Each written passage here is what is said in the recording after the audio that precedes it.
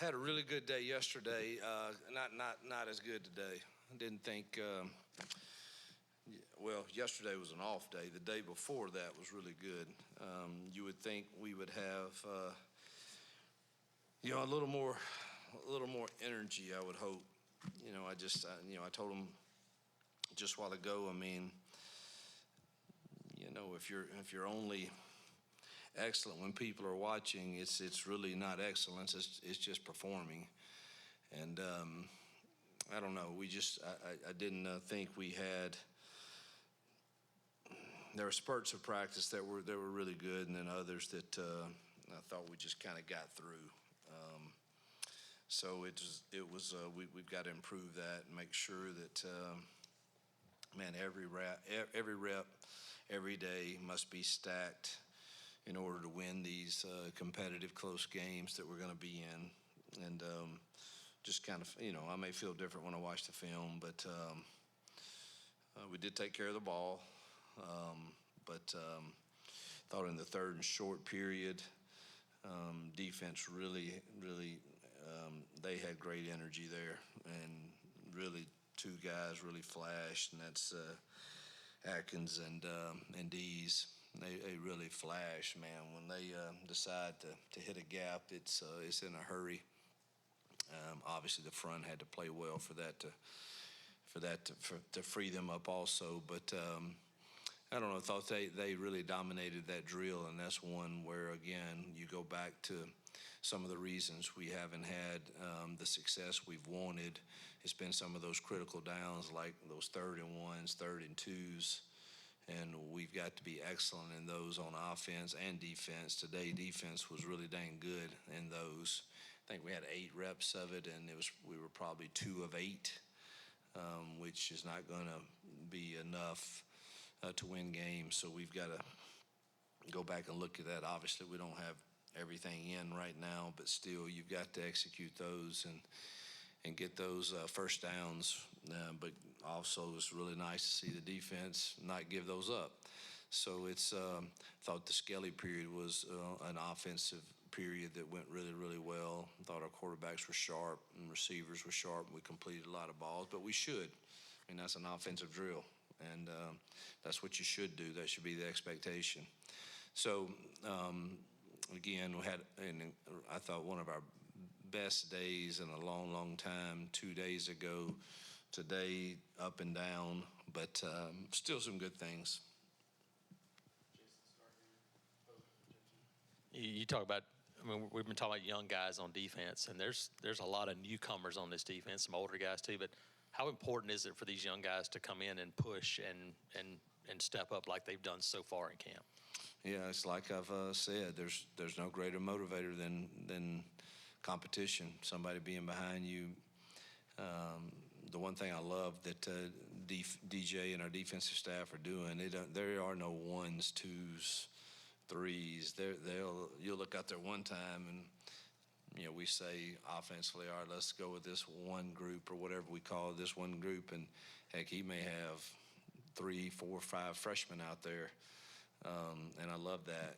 And he's just constantly mixing that up and making sure that everybody knows, man, it's a competition and it's what you do. And so I think the fact that we've added some depth there is going to make us all better. Hugh, I guess how normal is it to go through fall camp where you have days like today where it doesn't go well? You don't like how it went. I mean, is it sort of built in? You know it's going to happen, and does it provide maybe an opportunity to sort of learn from it? Yeah, you wish you could sit here and say that is a something that you could prohibit from happening, because you as a coach look at yourself first at all right, why did we not get them ready to have the same energy that we had 2 days ago? Now, 2 days ago it was cloud cover, and I don't know, it felt like 68 degrees, and you're inside because it was raining, and so the juice was a little easier. It actually got a little humid today, not crazy hot, but a little bit for us, and we stayed out the whole time, which we hadn't done yet, which I think was a good barometer for, we probably need more of that to get ready. So I think, being in this as long as most of us coaches have, you have some of that in fall camp. You anticipate it usually around days like, I don't know, 8, 9, 10. So it's a little early for us to have this is one of the tougher stretches, and I don't know if they think they're saving it because, maybe I made a mistake in telling them last night in team meeting, these next 3 days is going to be real now. You got Wednesday, Thursday, we're going to get after it, and we're going to go some competitions and have one live period each day. And then Friday, we're going to have a scrimmage. So this 3 days is a very physical, tough stretch. And maybe they said, hey, let's save a little in the tank subconsciously. I don't know, but, excellence starts with a mindset. And we've got to show them that on the film, that it wasn't the same, I don't think, straining that we had a couple days ago. Yeah, JG with Auburn Sports, Auburn on 3. See, I'm identifying myself, Taylor. Have you had enough time, enough data, enough reps to kind of assess your quarterbacks, and specifically Jackson, if he's, on target, doing the things that you want him to do, being the person you want him to be? Really pleased. Met with him yesterday, and the quarterback coaches on again. It's sad but true, but I get to go in the rooms and only talk about the bad stuff, and that's just and I know they get it, but man, I get paid to try to fix the stuff we're not doing well, so that's usually the only time I have from go to room and say we have to get this fixed, and there's not a lot that he's a little greedy in the RPO game a bit. But I think we can get that corrected pretty simply, and I don't think he did that today. After yesterday's meeting, I don't remember a single one that he tried to force and make something happen. So I'm really pleased with his decision making. I think the ball is coming out quick, and I think he's using his legs when he doesn't feel comfortable with what he sees, and creating, again, everything's not team periods, but he's creating explosive plays when he does move out of the pocket. He's throwing really well on the run. So to this point, I'm really pleased with where he's at. Peter at Casale.com. What have been your impressions on the offensive line, the returning group coming back, and then how confident are y'all that you have your 5 kind of set at this point in camp? Yeah, I think it's really a 6 set. Add Too Tall in there, whether we throw him in there at tackle or at guard, or and then trying to find out who's that 7th, 8th. I would say Dylan Cinda's working his way into it pretty good, and then trying to let's find us 2 more that we need to travel and be ready to go. So feel pretty good about those first 6 for sure, and I do think Dylan's had a really good camp. Dan Peck, ESPN 106.7 in Auburn. You had a lot of first-year players last year. Is there anyone who's really impressed you with the leap they've taken since the end of last year, with the taste of college football they got compared to now? Yeah, Malcolm and Perry jump off the page as much better route runners, understanding depth of routes, how your releases, how to shave routes against man, zone. I think both of them have improved themselves well there. Defensively, Amaris Williams is starting to kind of understand, last year he's just used to being so athletic coming out of high school. He was just going to kind of, I think I want to rush outside this time, but no, you can't do that in this call. And so I would say he's starting to understand it and get it better also. Robert Woodyard is doing some good things also. Heck, I'm sure I'm forgetting somebody. Not talking about the new guys, obviously, just the ones we had. But Jay Crawford he had a solid year last year, but continues to flash in one-on-ones at playing the ball and with good technique and not so handsy as he was last year. So there's been several of those guys that I think D Wade's improved a lot, just moving him inside and letting him stay there too. Nathan King, Auburn Undercover. How has Alex been progressing? Is he at the point right now where you guys want him to be for the season? Today and yesterday, he was automatic, didn't miss a kick. Again, you're still monitoring his health. It's not he's not kicking it well. It's just we want to maintain his weight and do whatever we can to support him and his doctors in doing that. Whether that means he needs to set out 2 days, or we'll do whatever it is to try to make sure he's ready to go, because he's really pretty automatic. I will say Towns kicked it really well today too. We were in team drives today and had a 52-yarder, and Towns put it right down the middle, and so that was good to see. Justin Ferguson, Auburn Observer. Hugh, we haven't talked a ton about the tight ends, but just what have you seen from that group? It seems that Preston's a guy that we're seeing a little bit more in practice when we're out there. Preston's coming on, made another really nice catch today. Believe strongly in Frazier, obviously. I think those two guys, along with Tate in our big sets, Tate's adding great value in those. So I think those three guys, we need to keep them healthy. Ryan G has flashed as a freshman to be able to do some things for us. He's a little dinged right now and was not at practice today with a bruised shoulder, but I mean, the bulk's going to be laid on Preston and Frazier and Tate in certain packages. You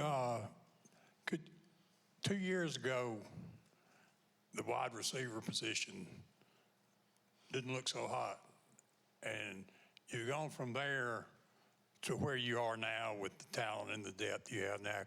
Could you just talk about that journey, so to speak?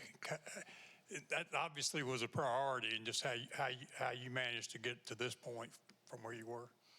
Yeah, this sounds. I don't mean for this to sound egotistical in any way. But it's truth. I've been at 4 different universities, and at all 4 we've been able to have 10 win seasons or more at every one of them. Well, when I look at those, we had receivers that could win one-on-ones and operate in our system, and a quarterback that could get it to them. And that, if you look back at those seasons, that was a huge part of it. And so I knew when I got here that was a priority, is revamping that room and recruiting it. And Marcus and Maurice and Heath, those receiver coaches, along with the rest of the recruiting staff, did a really nice job in year 1, obviously. And then in year 2, I think Sam was a heck of a pickup out of high school, and the portal, obviously Eric and Horatio, to add to that room. And so it is definitely a totally different room than it was when we arrived. Thus, the expectations are higher. Adam Cole with the Montgomery Advertiser. You talked last week about the offensive line and that, up to maybe 6 of them are NFL caliber guys. Just kind of on a similar note to the wide receiver question, just what does that say about the roster building that you guys have done, and also maybe the role Jake Thornton's had in just kind of developing that unit?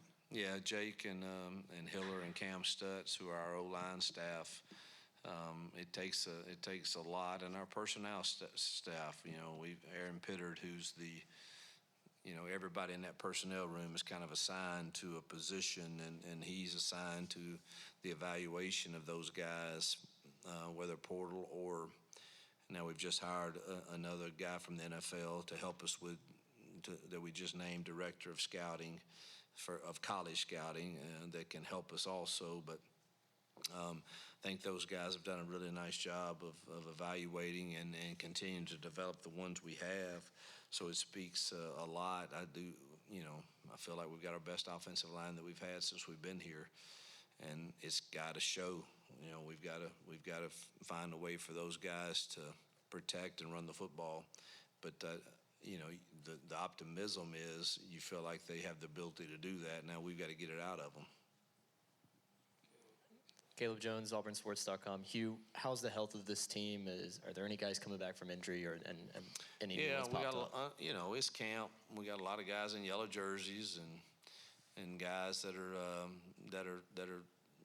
not able to practice today, but you hope they're back in 2 weeks. We thanks to God, we hadn't had anybody that's out other than Devin Williams from the spring. But everybody else to this point would be expected to go. But there is a list of yellow jerseys out there right now, or a few guys that we had to hold out, and hopefully Jeremiah Cobb. They released him today to be out of a yellow jersey, and he had a couple flashes of good runs, but hope to get all those yellow jerseys off, in a week's time, and hopefully lose nobody else before then. You, Brian Matthews, Auburn Sports. Two-parter here. What is it about Dylan Cinda that he's improved to allow him to push up that depth chart? And then secondly, what are the parameters of your scrimmage? Will it be Friday night, Jordan Hare, ones versus ones? Sort of run us through that. I think Dylan's deal really probably was the off-season with Coach Dom. I think he looks quicker. His first step looks quicker. His strength looks better, and he's just kind of worked his way into that role, which it goes back to. I can there's just not been many old linemen that just walk into this league and play. You have the freaks like I've seen before with Laramie Tunsil and Michael Orr and Greg Little and some of those guys, but usually those offensive linemen take a year or two or three, and Dylan's just working his way into that, and he's smart, and he's able to play both guard and center, and so I think that elevates his value in that. So, but I really think it's the off season with Coach Dom that got him stronger and a little quicker. Oh, the second question was scrimmage. We'll try to get 30 plays with the ones, 30 plays with the twos, and probably about 20 with the threes. Hope we get some heat and then get to experience that, but probably won't push it. And then some special team work, but won't push it much past that probably in scrimmage one, just based off the fact that we've gone Wednesday, Thursday. We're doing some good competitions. Today we're doing red zone lockout tomorrow, which will be a live period, and then try to hold that scrimmage down to about 30 plays per ones, twos, and probably 20 with the threes. But saying that, most coaches, that 30 becomes 35, 40. But Dom's pretty good at that. Coach has 30. That's what we said. So he'll be in my ear. Yeah, JG with Auburn Sports, Auburn on 3. John Cullen was talking maybe a month ago up there at the lake that on August 1st, a lot of things were going to change with recruiting, insinuated big changes were coming for you guys. Haven't really seen it so far. Tell me about what's changed for you guys since August 1st and what your roadmap is, I guess, between now and December, because you got some work to do. Yeah, I think it's still, I don't know, it's kind of like poker. I don't know. Everybody's, I haven't seen a lot, and y'all may know differently, but, there haven't been a lot that I know of that really sent out something in writing detailing exactly what they mean when they say this is going to be your share of whatever, whether it's NIL, whether it's revenue sharing. So I still think it's remains to be seen, and there's so many different dynamics, whether it's this is being signed over here in Congress, and I still am not clear as to what you really can do outside the revenue sharing portion. I know very clearly where we stand with that, And I know very clearly that John and his staff have done a great job of planning for outside NIL opportunities with funds and a team that will be able to go out and get our kids those deals.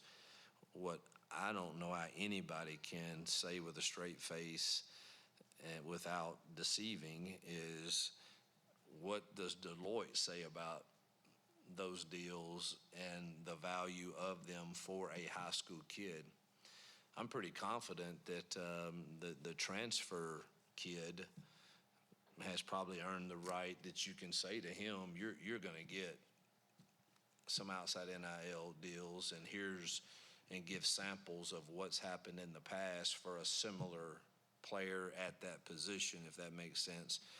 The totally unknown for me is how do you even remotely say that to a high school kid when Deloitte cannot do that until they get to campus? And so I don't know if that makes sense what I'm saying, but and maybe I'm saying too much. I don't know, but that's as real as I can put it. If you can't do that until they get to campus, then, you know, to me it's really very, very, very subjective as to what's truth and what's not outside the revenue sharing portion. And so we're still battling through that, but I'm comfortable we have the means to compete with most. Because of the job that, again, our marketing and John's team have done, and we stand ready to go when we feel like we're not going to deceive anybody. You talked about a couple of new hires you guys have made in the front office side of things, and it's kind of trending more towards an NFL feel. But Will Redmond there, how valuable though are those guys scouting? Because you do have you got high school, you got your own roster, you got transfer. You have to have so many different eyes, don't you? You know, I had a little turnover in a few areas, and I took all of that turnover and I put all those resources into personnel. You know, I was able to get Javon Hubbard, you know, who was the director of player personnel at Arkansas, who was that for me at Liberty, who I'm very comfortable with, to assist with Will here, and then to get Rex out of the NFL. To assist us in that also, along with the other guys we already have that I really think do a nice job. So we've strengthened that portion of it, because I just think evaluations are going to be huge, and not just on the you know, I'm of the belief that whenever if it is just revenue sharing, you know, I don't know that you're truthfully going to be able to totally 85 are not going to be able to get all of that. And so you're still going to have to evaluate some of those, man, who are those others that we need to get that we see great potential in, that 6'6", 235-pound tight end that we think can be a tackle in time. I think there's a lot of that goes into this. And so we've tried to beef up that area in the building, and feel good about those guys that we've brought on. Hugh, can you just talk about Deron and giving him a scholarship and kind of what led to that, what he did to earn that? Yeah, Cameron. Cameron, I'm sorry. Man, it's first, let me say that's always so exciting and also hurt some, because if you look at it, when we as a staff, there are really 4 guys that are so deserving. And we had 2 spots, and as you know, we already put Thompson on, and I hope you know that. We put Thompson on a week ago, and then had one more spot, and it was a struggle, but when you factored in all of the dynamics of need and you know, how he's performed, and again the others have too, and I did meet with those others before, and that's not the easiest, but I believe in being upfront, and you wish you could do it for all of those, but There's no question Cameron earned it. It was much needed for he and his family, for him to continue to go to school, and that plays a factor in it also. And excited, you can see the excitement in the players because they think the world of him. All right, thank you, Coach. Yep.